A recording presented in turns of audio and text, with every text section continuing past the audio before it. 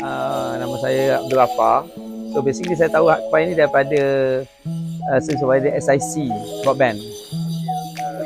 Masalah kita hadapi lah internet coverage teruk sangat.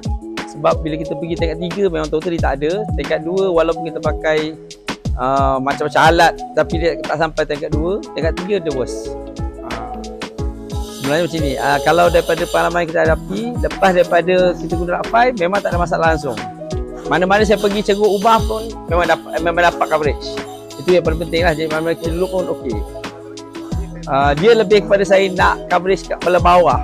Sebab belah bawah ground floor saya ni, saya rasa saya nak sampai ke taman, coverage ke taman, sampai kepada saya punya CCTV yang gunakan wifi dan juga saya punya autogate. Saya rasa tak lah. Sebab yang penting sekarang ni lah benda tu tak pernah bagi gangguan pada saya. Kecuali kalau gangguan pun gangguan daripada service provider luar. Jadi Alhamdulillah lah. Yang penting you all bila kita panggil memang you akan respond very well.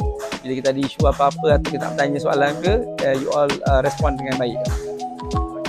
Okey lah. Yang penting ialah janganlah ingat bahawa servis ni setakat nak dapat murah aja, tapi tak selesaikan masalah.